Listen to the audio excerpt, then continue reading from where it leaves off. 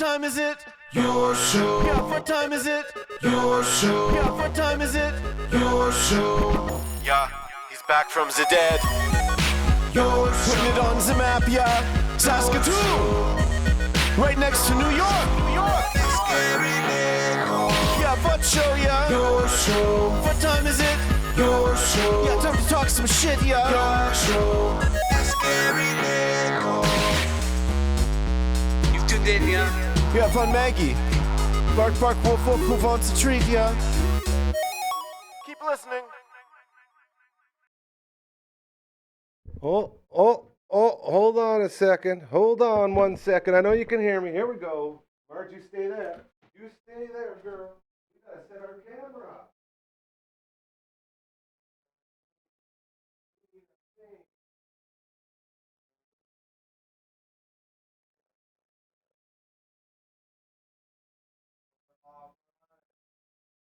Hey, there we go. Woo! Coming in hot. Hello and welcome into the Thursday edition of your show. I am your host, Gary. So happy to have you along with me, as you can tell. Real people doing real stuff. This is a real solo show, as we got a jam-packed one for you here today, and looking very, very forward to getting it going, as the Thursdays editions are always so much fun. Normally we got Matt Young from CTV, the human energy drink. He is not here, but you still got me, and we still got Marge, and we're hanging out, and we got a bunch of cool stuff to show off to you on today's show. You have to refresh the cameras. Note to self. Future Gary, we're going to have a Bill and Ted's Excellent Adventure moment here. Future Gary, remember, you have to reset the cameras so they come online so we can see each other here as we make our way through the Thursday edition. Host, great to have you. Still, as far as we know, the only show going live Monday to Friday, 4 to 5 p.m., scheduled viewing. Originating out of Saskatoon, and always so proud to be able to say that, because when you're doing something no one else is doing, that's how you stand out. I also want to give a very special happy birthday to my firstborn nephew, my sweet, beautiful Benjamin. It was his birthday yesterday. I thought there was a supper today that we were going to. It got moved, and I thought the actual birthday was today. So, bad uncle right here. Benji, I love you. You're my sweet, beautiful prince, and I hope you had the best happy birthday there yesterday. To thank you for joining us on this quest to make the world a better place, one human being at a time. Yeah, golden rules. That's what we're all about here. Treat others how you want to be treated. Realize the world doesn't evolve around you. Help other people, and then they will help you. And that's how we get to the point where we want to be. Okay? That's sort of our rally cry around here. And to thank you for being a part of it, we have a camera, and she is in position. So I'm going to run over here, and we're going to get this Maggie cam going. Bear with me. Whew. Getting a workout today, Marge. Stay right there. Ladies and gentlemen, say hello to the Maggie cam. Nice work, Marge. Beautifully done, as always. The Maggie cam, proudly brought to you by our fantastic pals over at Pet Planet on 8th Street. They are and always will be your pet's natural grocer. When you walk through those majestic doors at Pet Planet on 8th Street, your day gets better, your pet's day gets better, dare I say your life gets better each and every time. We always tell you about good people, local businesses doing great things. That's Mike and Rochelle. They run the place over at Pet Planet on 8th Street. And they do something similar to us around here, as they have a greeting dog as well. And their greeting dog is named Leroy, and he is absolutely beautiful. He's got a bed set up right beside the door when you walk in. So he says hello. When we walk in there with Marge, Leroy literally grabs Maggie's leash. Brand new buckle up collar and leash, by the way, matching. He's got the Marvel one, Spider-Man all over it. And Leroy walks Marge all around the store, and they have a lot of fun with that.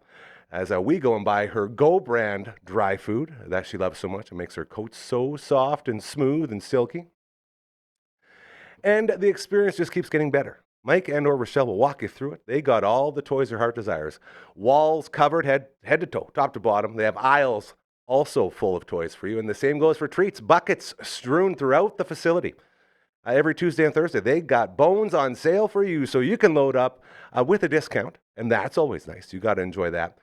They also have a puppy spa. If your puppy needs a spa day, the best one in town is at Pet Planet on 8th Street. You walk right into the back. It's all self-contained. They got the shampoo. They got the rinsing. They got the blow drying. It's all there contained in one big, giant basin, and it's fantastic. Everyone here uses it, and I highly suggest you as well because the price is incredibly right. Very, very good price on it, and the results are always fantastic. Literally, you're walking out of a spa. You look that good when you leave the spa at Pet Planet on 8th Street. As well, they got crates, they got the beds, they got the fashion. We got the big Labor Day Classic coming up. You want to get your pup ready? They got rider jerseys, all right? They'll hook you up.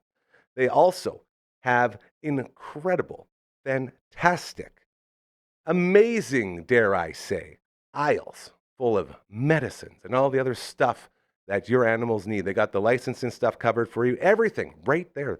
The raw foods in the fridge at the back. If you're looking to change that raw food diet, they got you covered.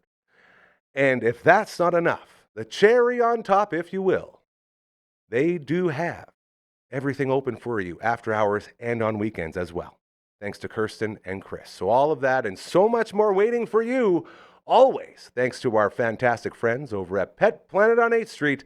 They are your pet's natural grocer. And now I have to run back and flip the cameras. Here we go. Good job, Mark. You did great. Yeah, I'm proud of you. You're a good puppy. You're a very good girl. Get you little.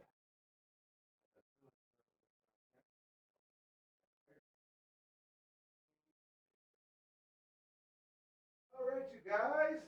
Here we go. Oh, man. Exercise. How do people do it, right? Gee whiz. I do want to say a special hello as well to my lovely sister Stace and the kids. She's got Griffey here, my man GT3. She's got Gracie here. She's got little Gussie here. Gussie and Marge were playing earlier today. Marge gave him a big old kiss on the face, and Gussie, like, not even a year old yet, just a little tiny baby, but he's rolling around. They had a lot of fun, so hello to them. I'm going to see them later tonight. Very excited for it. Today is Thursday. Again, no Matt Young. CTV's Matt Young, a real job. Usually, this whole place, when I say this is the realest you'll ever get, it's run by real people. I'm the only person that doesn't have a real job, so all the other people, they have real jobs, and lots of times those come before this place, which they should. So we filled the time as a brand new episode right there. You see it now. Good Sports, Saskatoon's only local sports show, the only one putting a spotlight on all those sports none of the mainstream media wants to cover. We got you. And our main man, the host, Ryan Flaherty, always doing really, really awesome stuff with Good Sports. And he had another great guest this week. We're going to play a little bit of that interview for you now.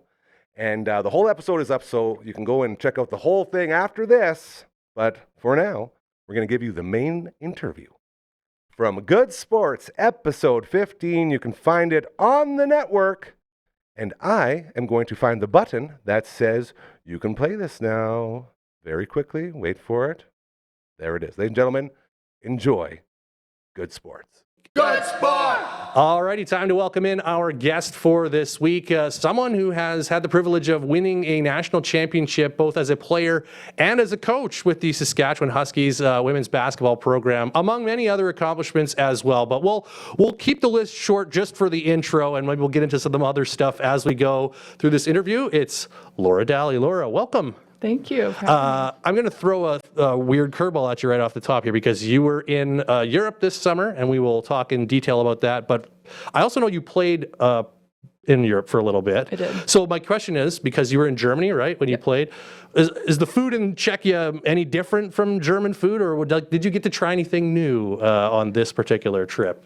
It's pretty similar. Yeah. Yep. Lots of starches, the potatoes. And they love a bit of pasta and meat, but a lot of starches. Yep. Pilsner, you have a few Pilsners? I did. A few Pilsners. Yeah, you got it. That's the national drink, I think, in Czechia. The reason you were there, of course, was your first chance to coach with the national team at the U19 FIBA World Cup. So just how was that? What was that like? Yeah, it's, when I competed as an athlete, like that's the goal, right? A World Cup, top 16 teams in the world. So getting the opportunity, first time coaching internationally at that level, I was like super grateful for the opportunity, and one of the most competitive environments I've been in, from like training camp all the way through. So yeah, I learned a lot. Was coaching something you always wanted to do, or like when did you kind of when did that crystallize for you? Not really. Like when you're playing and basketball, when I was an athlete, it was everything. I wanted to play pro, and I really didn't give much thought to coaching or kind of life after that. But yeah, the game brought me back. So when I came back from playing professionally and was in Saskatoon, Lisa brought me in for some skill work with the girls, and it kind of evolved from there. So yeah, just really missed the game outside of playing, and it brought me back to the program. So Team Canada, and I know you've worn the jersey, right, at a few different levels for Team Canada. So what was that like to get that call to say, hey, we want you to be part of this program and come coach in a World Cup? Yeah, well, it kind of brought back that call or that conversation when you are told as an athlete you've made the 12 or whatever that might be. So it was awesome. And on staff, it was kind of a full circle moment. The other assistant, Natalie Achanwa, we played national team together at the U19 level. So wow. Yeah, it's just really awesome to be at that stage with her. I was going to ask you about her because, I looked at the staff, and obviously I believe that was her first time coaching with the national team as well, right? That's right, this summer. And for those who don't know, obviously one of the most decorated, Canadian national team players. I think the only one to play 4 Olympics, if I'm not mistaken, and of course WNBA, long time. But I didn't know that whether you had been acquainted prior to that. So just what was that like? Reconnecting and maybe sharing some old stories and trading notes about your careers, and now you're back here as coaches. Yeah, well, her notes as her career are amazing. She's a great person, and we kind of reminisced, like time. It didn't feel like it was that long ago, but it was. And she now coaching at Michigan has shared a bit about that and kind of what got her into that space. And just super. That's the game of basketball, though. Like in any sports community, it kind of brings you back to the people. It's interesting to me because the Silas, she is a Michigan, right? Or she's at Michigan. Yeah, so it's kind of neat that Natalie's coaching sort of one of the top women's players in the country right now that plays in NCAA, and you're part of the coaching staff for the top women's player in Canada and U Sports, Engage Grassic. So was there did you guys chat at all about that, about what it's like having elite players like that and how you kind of work with them? Yeah, well, they're all like Sila and Gage are just wired the same, like highly competitive, a great person, selfless. They on court they don't really make mistakes. Like she's super consistent, not too flashy. So a little bit we bonded over that, and then really it came down to both of their leadership styles were quite similar. It's neat how if you start to see those sort of parallels come through. Obviously, you get to work here with the Huskies with, in my mind, was one of the best coaches in the country in any sport, if not the best coach in this country, bar none, and Lisa Tomaitis. So, what sort of, did you ask her for advice? She would coach the national team for almost a decade herself, including when you were part of it. So what sort of conversations do you have with her before you kind of go into this first gig with the national program?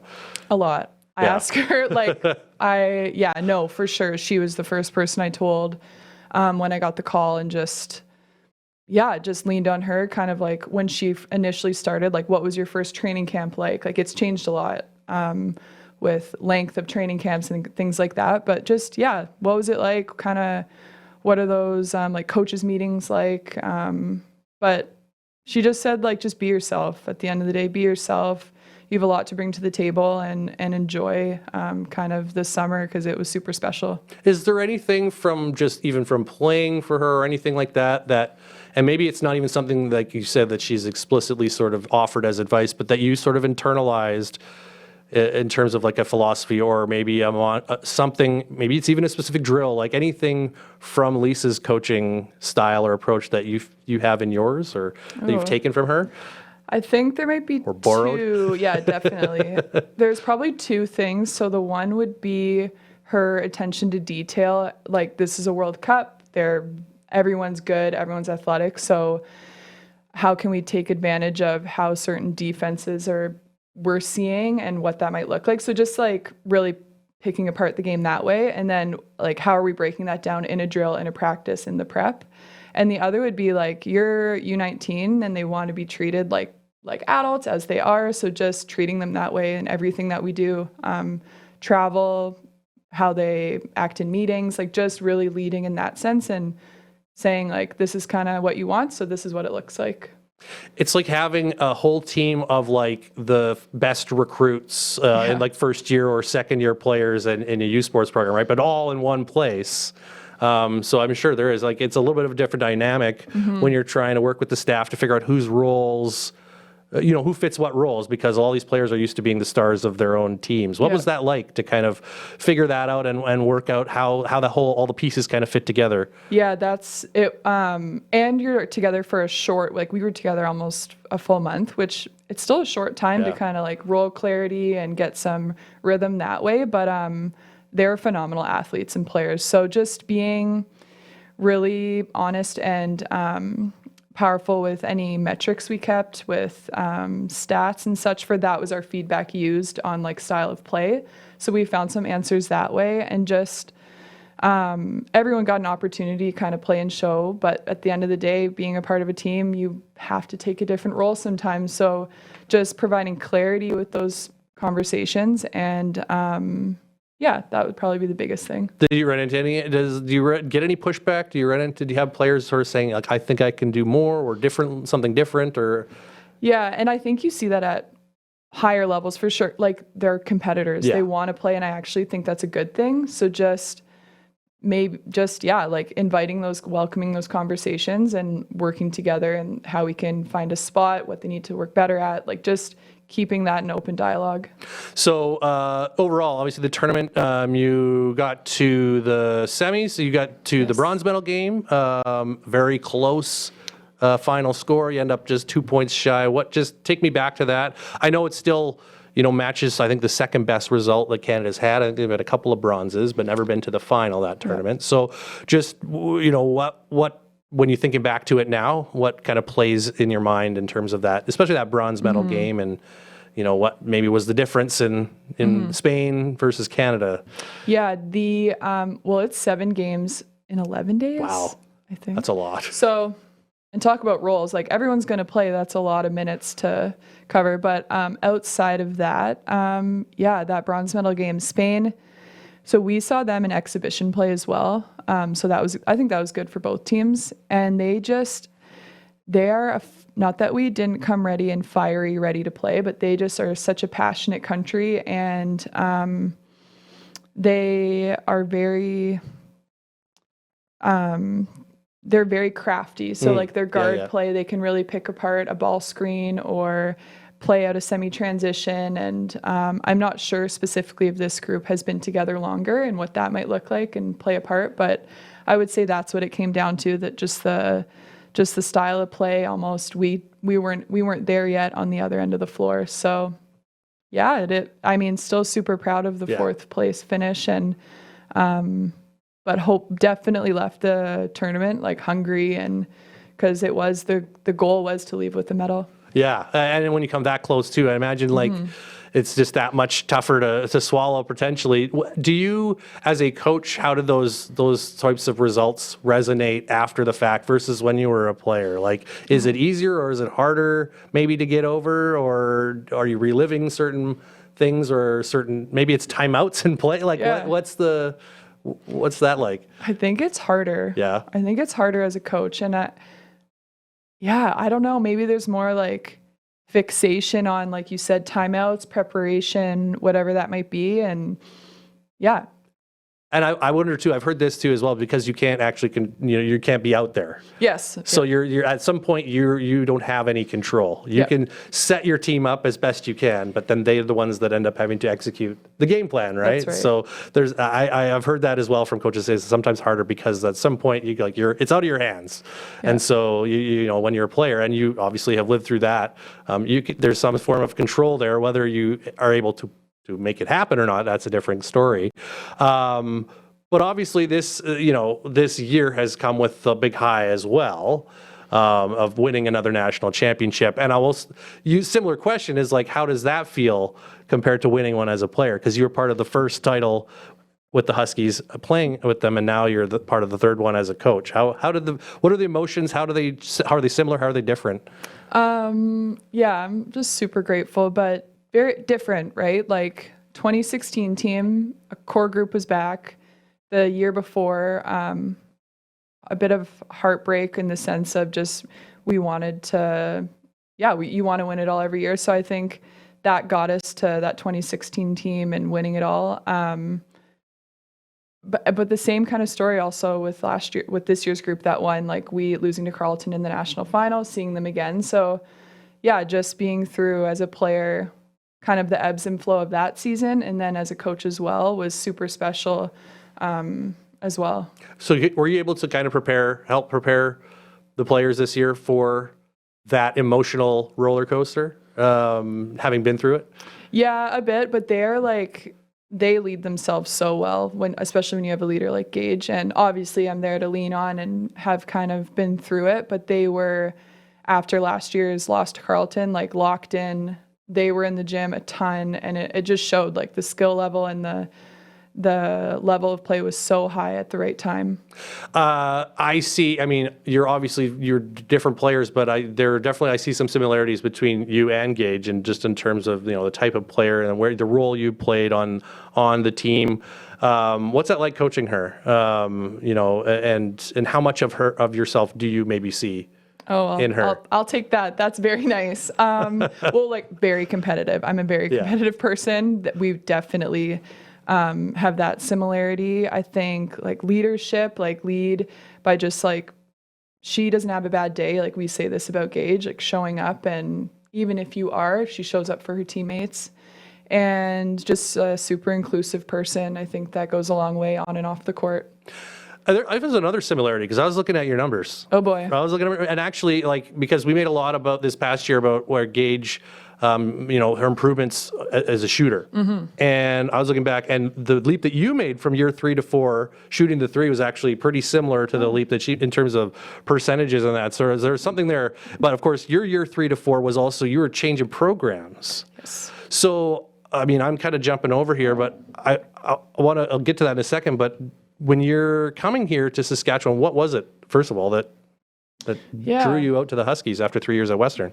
I really wanted to win, and I didn't have a long time to kind of do that with only 2 years, and that was probably the main thing. Also, like a new conference that was really, Canada West it was just a different experience, and I was really interested in that.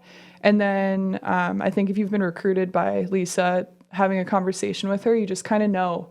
And if you have goals and you want to kind of level up your game, it's the place to be. And I kind of knew that once I met her. So did she try to recruit you out of high school, and then just keep working on you, or was it sort of like in that off season? Yeah. In that summer after your third year at Western, or at what point did she? Yeah, so not out of high school. I kind of say to her, I'm like, I don't know if I would have lasted like first year Laura, but no. So, and we didn't even speak until I kind of opened up that I was transferring, and we were connected through a different coach that we had a connection with, and then kind of took it from there.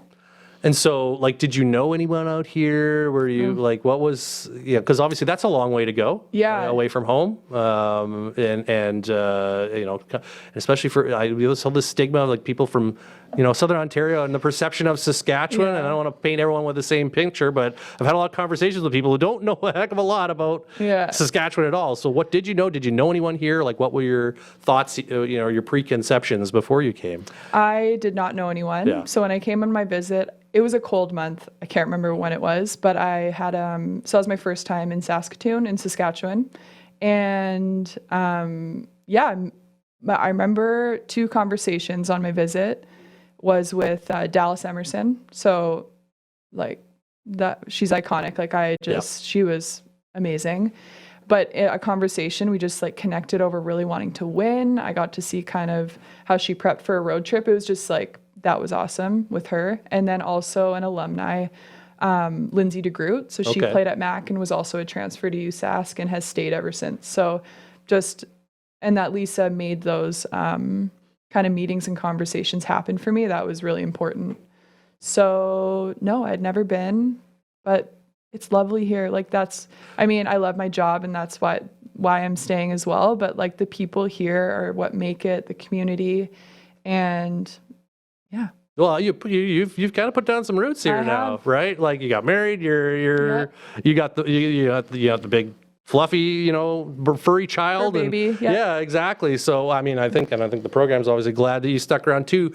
Going back to that 2015 though, I mean, you mentioned it. There was some heartbreak, right? You got so close. Those darn UBC Thunderbirds. Oh, that game. Freaking man. both the Canada West final and then the semifinals at Nationals as well. But I know that Canada West final especially was one that probably sat with you for a while. That was the game. That's right. And we really wanted it. We had Cabry Howard and Riley Humbert on, like, two another like amazing guards in program history, but just great people. You want it for them. It was my first year on the team, first year kind of in a big game like that. So I think at the time I was kind of just feeling it all out for the first time, but that's the game. Yeah. Do you remember that more than like the wins, or like is that? Yeah. Yeah. Again, that's not an uncommon thing, I Yeah. don't think. So, but I mean, to go through that, how much sweeter then did 2016 feel, to having been so close the year before and not being able to quite put your hands on it? Yeah, that's kind of what sport is. Like, that's what keeps you, I feel like, what brought me back to the game and that kind of thing. It was very sweet, and also really sweet we got Sabine that year. Well, I was going to ask, because you look and you go, okay, so you and Dallas were sort of the tip of the spear in terms of, the stats and that sort of thing, leading the way, scoring and sort of leading the offense. But the biggest difference in the teams from 2015 and 2016 is the addition of Sabina Ducati. Yeah. Like, how much of an X factor was she in helping you get over that hump? Yeah, just like, she was it. Like, just big shots. Came in not a typical first year in the sense, like, she was a bit older, like she had some muscle behind her, like was ready to play at this level right away, and like competitor, like loved that. She had some I believe she has some pro experience too when she showed up too. Yeah. So, and like the international game, like just different, a little bit of a different style. So yeah, that was awesome. well, for you specifically too, that must have unlocked a bit for you, being that she was also a guard, right? Like, how did it change the way, as I'm sure, as that season went on, opponents started to throw more at her defensively as they got to know what she was doing for you. So did that open some things up for you? Did that change how maybe teams played you? Probably. And like, yeah, she was just another creator on the floor, could get a paint touch and bring bodies and kick it. So just, yeah, that's a great point. Yeah. What is your, aside from obviously the win, what memories do you have that sort of are the most lasting memories of that 2016 run? Yeah. Oh, I love that we're talking about it so much. Yeah, that's what we do. That's the whole point of this. I love this. We were a really close team. We were like 1 through 12. There was more than, we had, I think, 13 or 14 players, but it didn't matter. Like, we were super close. Off weekends, we would be hanging out on the road. Like, just, I'd never been a part of a group like that as an athlete. So that was super special. Like, our Taya Kujer, her and Dal were dominant post players, but just like, she was such a great leader.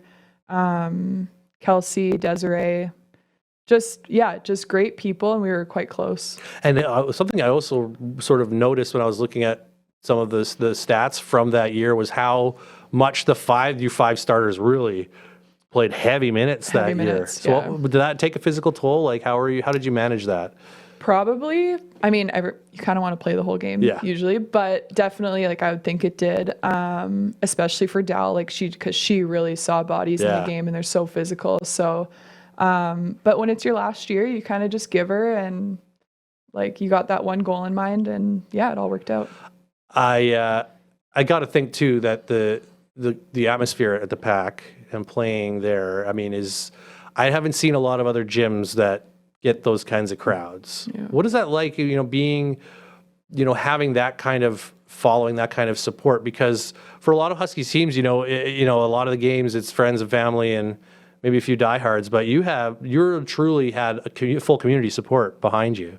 What was that like? How much did that lift you or power you in some of those close games? Yeah, well, home court at the Pack is, it's so special, like you said. And I think that's kind of come from, Lisa's, like, the program that she's built and the winning and teams that came before us. Like, they're the 2011 Canada West team that won at home.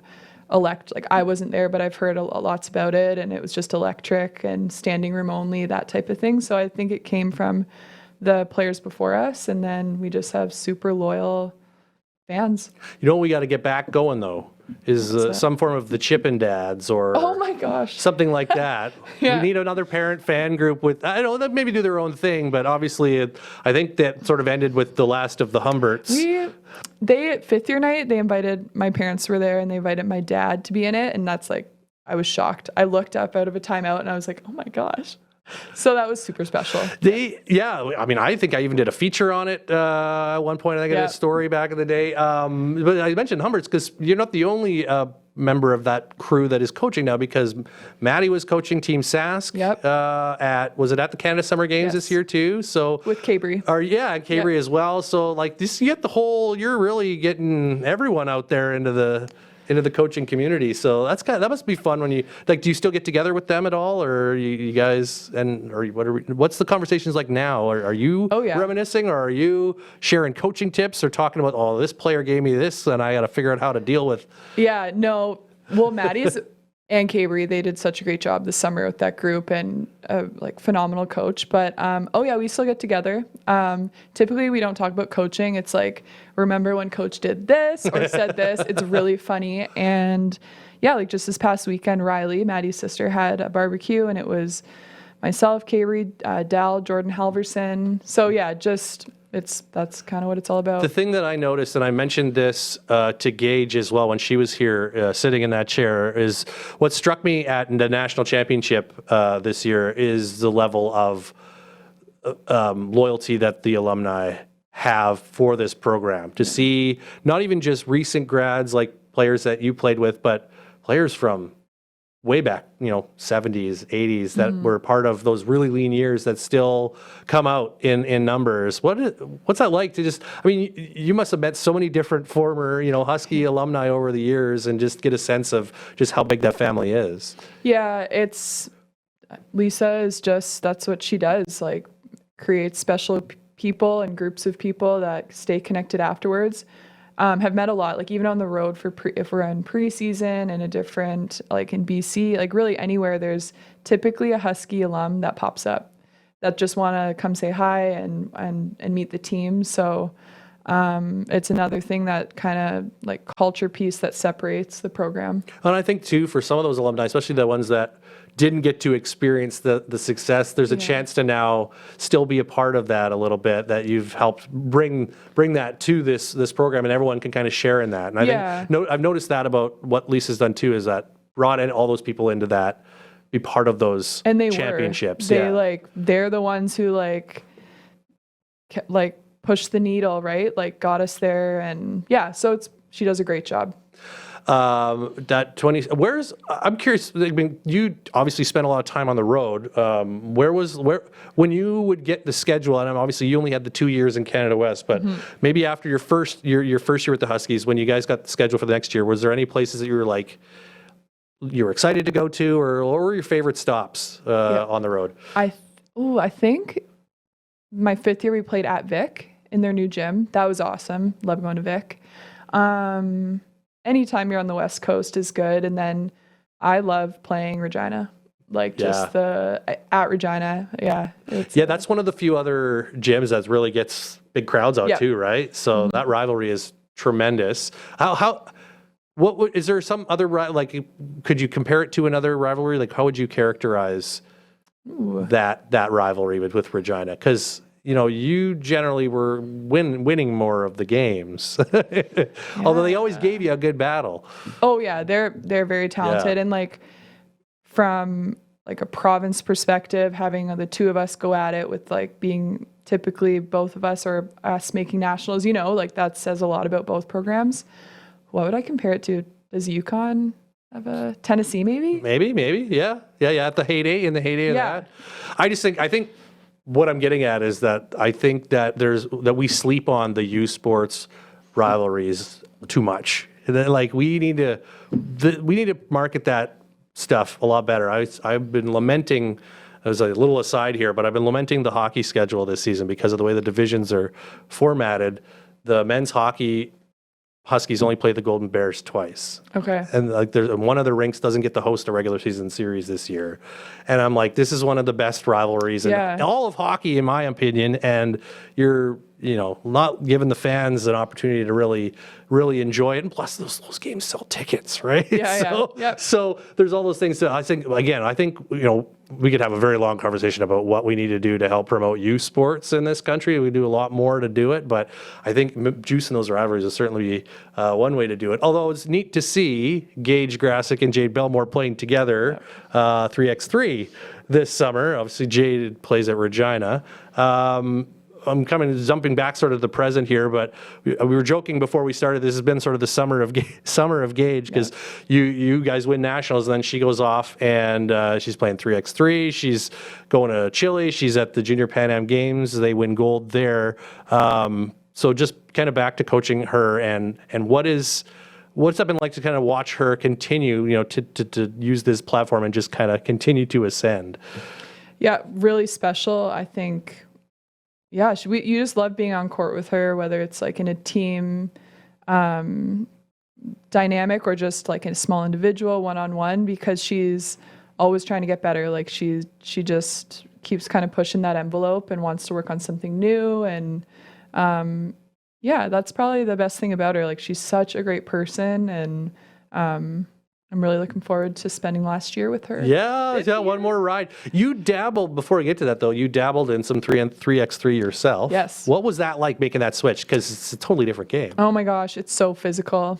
Yeah, and I was very fortunate to get just even the opportunity to play with Paige and Catherine and Michelle.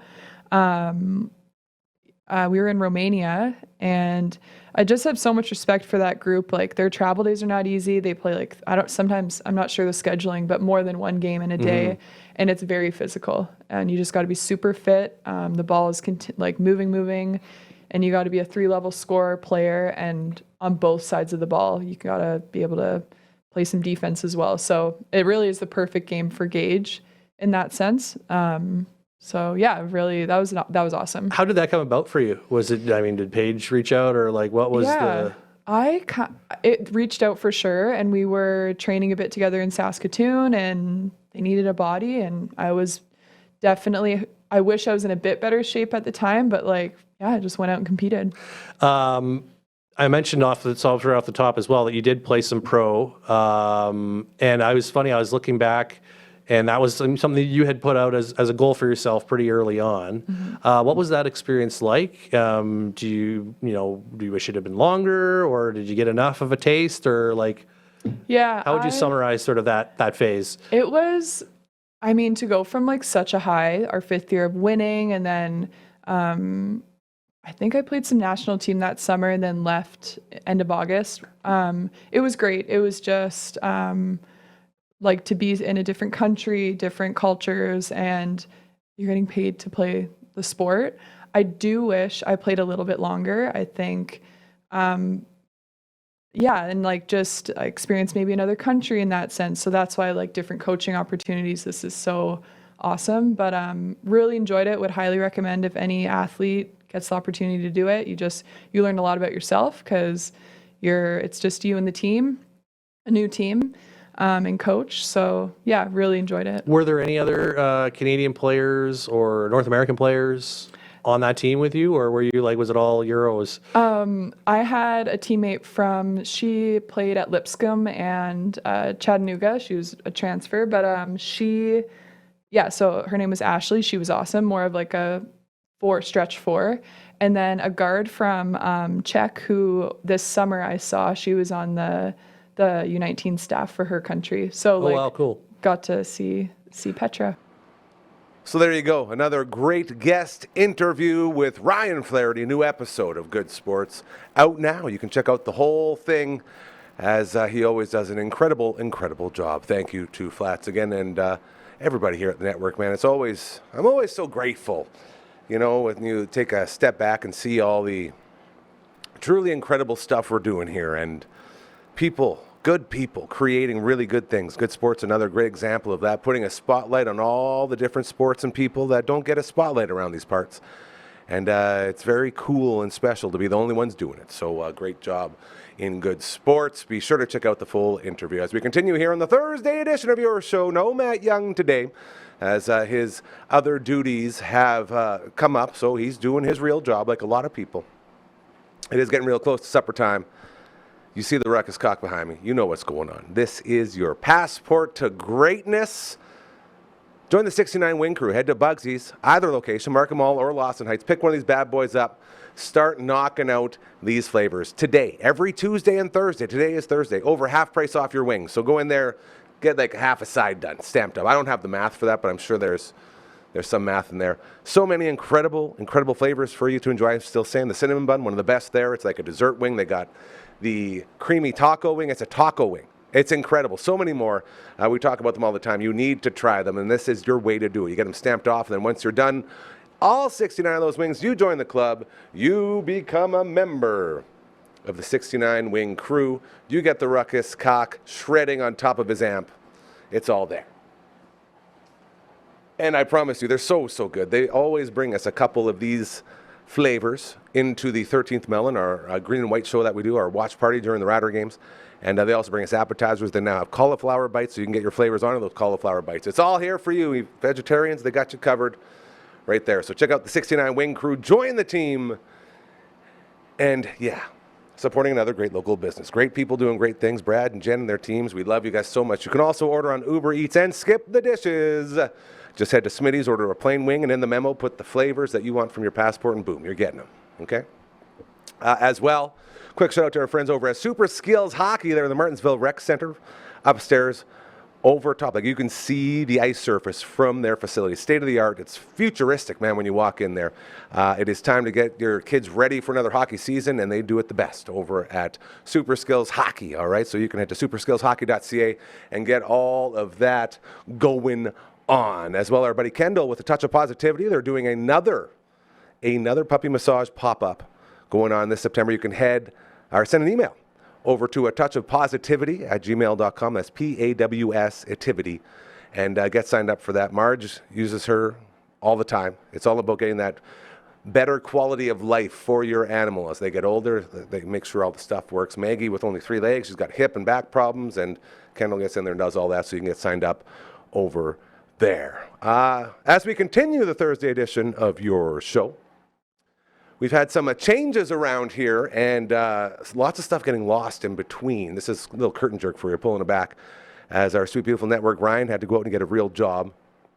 He had way too many responsibilities around here, and we're still trying to get them all covered up. But one of them was getting our Bamford & Co. Beyond the Keys shows posted on our YouTube here. And I think I finally figured it out. So the new episode up today for you. You can check it out with Greg and Ryan talking about the market. And you can see it on the network as well. We're going to play the newest episode for you now because really funny guys, man. This one had a great start to it. As the guy that produces all these, it was a lot of fun. I want to make sure we got out. So now please enjoy episode 47 of Bamford & Co. Beyond the Keys here on the Dufferin Avenue Media Network. And a lot of that is affected by the new home pricing.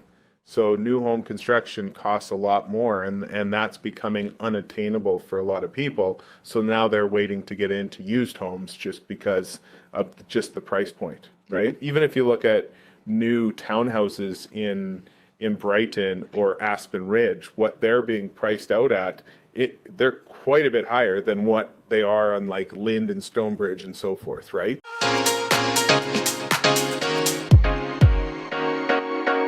I was wrong. And okay, what were you wrong about? I was wrong when I believe that we're going to keep on seeing an increase in presentation of offers all the way through to the fall. The way that we were seeing it, it was seeing probably almost a 10% increase every single month of how many new listings were coming onto the market as of presentation of offers. Right. And what we've actually seen in August, and this could have to a little bit of effect with being July and August and things slow down. But we saw in August, it was 25% of listings were doing presentation of offers, down from 55% in June. Right. Well, we touched base a little bit on a prior podcast, just kind of saying that unless properties were priced way under market value, is that they weren't getting the amount of offers. And I do think that it's not like our market slowed down, Right. but at the same time, it's just how we're presenting new homes coming to the market has changed. And that's mostly because the property values have went up so much. So people are getting a lot closer to, market value when they're listing their property, maybe adding $10,000, $15,000, $20,000 and seeing if they can get an offer quickly rather than waiting for that multiple offer. For sure, it's I believe you're 100% right on that. It's they've increased to a price to where they're a top right now, and it's just and if it's a property that's fully renovated with everything done to it, you've had this conversation many times. If that property is perfect and ready to move into, and you don't need to do anything, people will keep on paying a top dollar for that over what I think the last ones have sold for. But those properties now that have increased to a certain point and need full renovations, they're not going up. Right. We might even see them, we might have even seen them decrease a bit in price just because of where things have cooled off with the presentation of offers. Yeah, and I also think that people are becoming more educated, is that a lot of people haven't been looking at maybe what the construction costs have been, right? And I think that's why most things that are move-in ready are getting top dollar value, because those people are understanding, how much those renovation costs have increased over the last couple of years. For sure. Yeah. So what do you see the numbers for, I guess, the beginning of August or July? So right now is that we are, the 19th of August, is that we're coming in with a total of 869 properties across all of Saskatoon. 220 of those are conditionally sold. So realistic 649 active listings in Saskatoon right now.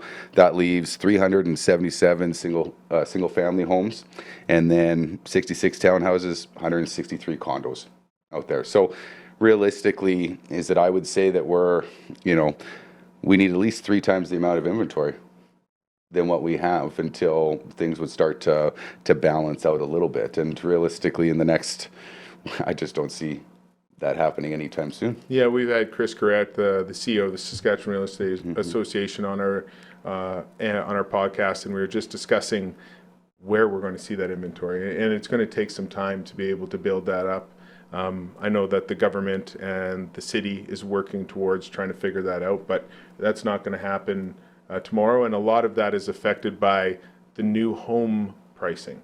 So new home construction costs a lot more, and that's becoming unattainable for a lot of people. So now they're waiting to get into used homes just because of just the price point, right? Even if you look at new townhouses in Brighton or Aspen Ridge, what they're being priced out at, they're quite a bit higher than what they are on like Lind and Stonebridge and so forth, right? Yeah. And so it makes a big difference being in an older neighborhood rather than a new neighborhood. For sure. Even though is that we've seen those, maybe not the presentation of happening, is that our market certainly hasn't slowed down. We actually had record sales in July as well, right? So, record sales for July itself, is that, or for the year, for July? For July. For July, Yeah, and year and month over month is that we were seeing benchmark price just increasing. And what is that benchmark price now? Benchmark price in Saskatoon is coming in at $435,000 at the end of July. It's a high price compared to what we used to be at.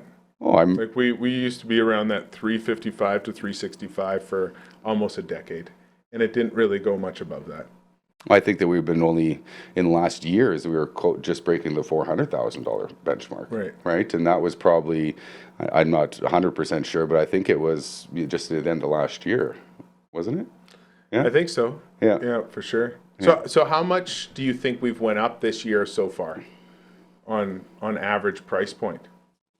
Oh, I think that the average single family home is probably 40,000. Okay, so percentage wise? Percentage would be, roughly 8 to 10, okay, depending on the neighborhoods. I was trying for him to admit I might have been right about one thing, because I forecasted 10% growth this year, so I just wanted, it's very hard for me to be wrong. So well, you're very humble, Greg. Big day for everybody here. Well, you were I don't see that it's slowing down either, and I think that we still will see property values continuing to increase. Maybe not in the presentation of offers side of things as much, but just to give you an example, last one that I listed is that we tried an extra $20,000 over. We didn't do the presentation. We had an offer in 4 hours. Right. Right. And there was no negotiations. They gave us an exact possession day.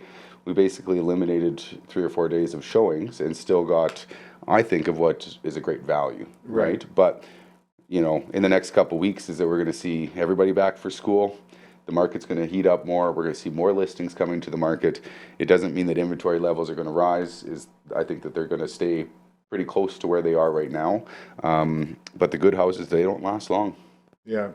Yeah. I mean, we just listed 2 this morning, and I mean, there's multiple showings on each one of them. I think one's got 8 and one's got 5. And I mean, we're sitting at 11 a.m. Right. Right. So. And you listed that, what, 7 o'clock this morning? It might have been a little bit later, 7:30, 8 o'clock, but It's yeah. okay, still well before the business hours. Yeah, before the business hours. And but we didn't do presentation. We decided to pivot away from that. Rather than underpricing a property and then hoping for that price, we just thought, you know what, what's the best comp that we have? Let's price it at that and then see what happens.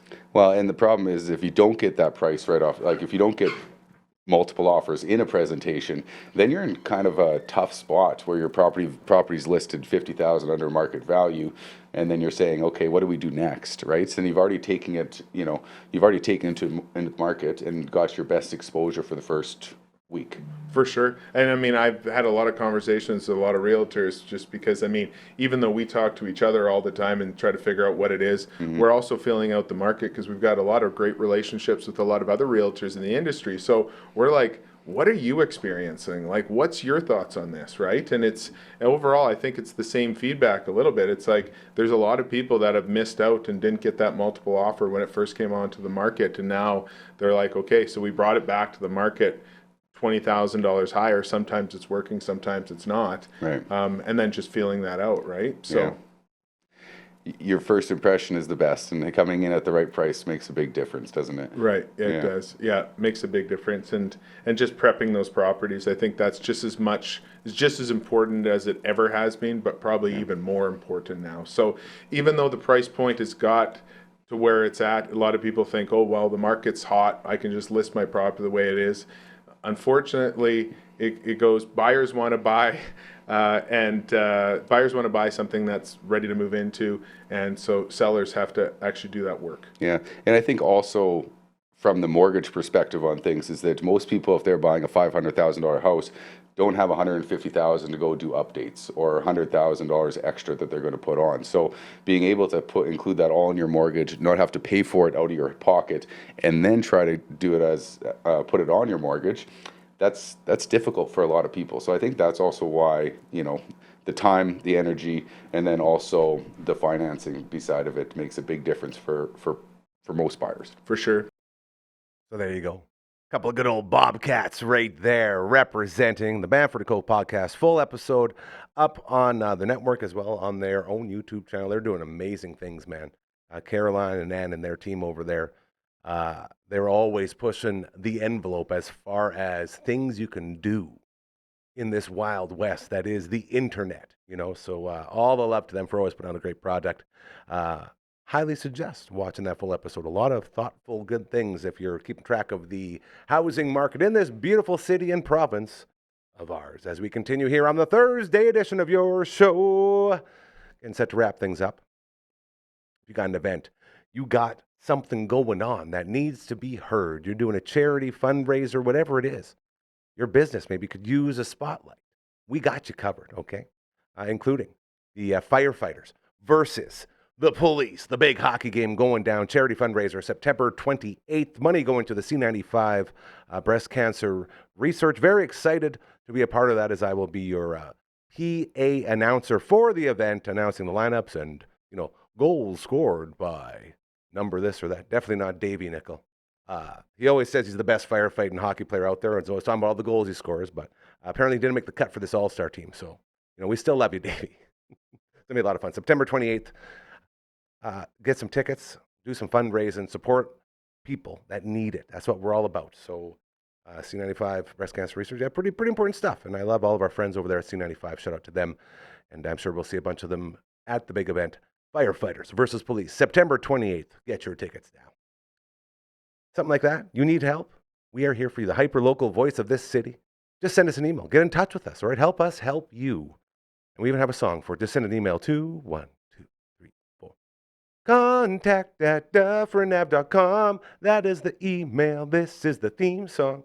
I got to tell you, it's really weird doing the solo shows in here, like solo, no producer in the booth, in the old tooth booth. Shout out to Dr. Funkhauser and Associates, a.k.a. Dr. Hausman and Associates, the big tooth on 2nd Ave, donating this lovely, beautiful set, and that includes this tooth booth right behind me here.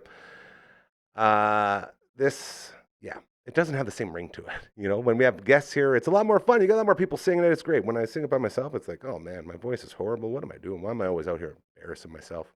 I realize sometimes it's pretty funny, so that makes it worth it. Updated website, dufferinave.com. That is where you find it. Head on over. Royal Anders has just updated it. It's fantastic, better than ever. A jabroni like myself who doesn't understand technology can maneuver this. That's all I told him. I said, just make it so people can find what they want to find on there. And he did. So thank you to Royal Anders for that. Do a little Brooklyn spin here, like you're in the bowling alley. Little Pete Weber. Who do you think you are? I am. Love Pete Weber. So nice to have the earpiece into and be able to hear that.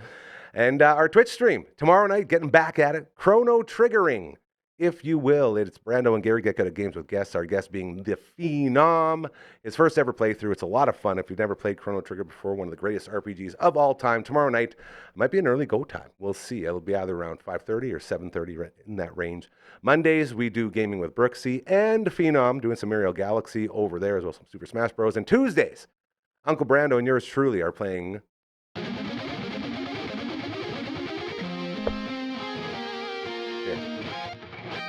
Anything higher? There it is. The frets just move like that, right? All the love to Matt from all the bands who joins us every Tuesday for the All Out of Angst edition of your show. That is the joining theme from Shining Force 2, meddled up by Matt. We are actually playing Shining Force 3 on the Sega Saturn. The only ones around here that are doing it, which is something, sort of a theme that we like to chase here. Do stuff no one else is doing, then you stand out. So, Sega Saturn, Shining Force 3, Uncle Brando and I on Tuesdays at 1 o'clock. And with that, ladies and gentlemen, it is time to wake up Frankie. Beautiful. I keep thinking about putting a patch over top of that hole above me here. But then every time I think about it, I realize we're always sending this thing right up there. And it wouldn't get out if we didn't have that giant hole in the seat. Good stuff right there. Thank you to everybody. Man, this place does not exist without you. And it means the world. It's an absolute world to be able to sit here each and every weekday and on weekends, because we do live shows on the weekends too with our 13th Melon. And set for Labor Day, by the way, going to be another classic. None of it happens without the good people that come in and out of this place every single day. So thank you to Flats for another great episode of Good Sports. Full episode up now. You can check that out as well. The Bamford Bros. Said it before. A couple good old Bobcats right there.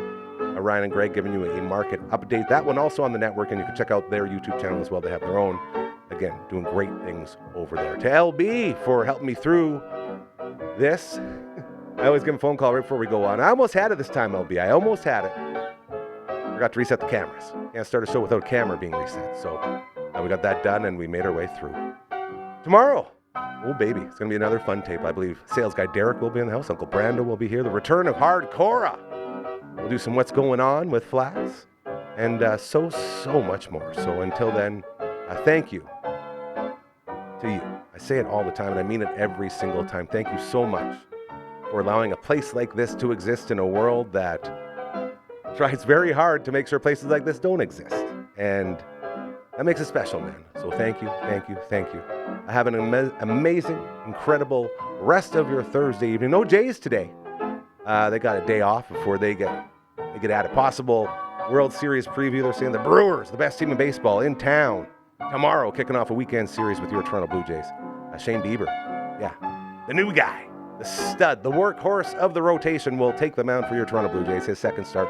Last one put up 6 innings, 2 runs, 6 strikeouts. Pretty good return from Tommy John, dare I say. So he'll be on the mound tomorrow. Go Jays, go. We'll get you ready for that game as well. I love you so much. Thank you for always being a part of this. And remember, karma's very, very real, all right? Keep doing those good things that you're doing, and I promise you they will start to pay off, and those good things will happen to you, all right? Have a great rest of your Thursday.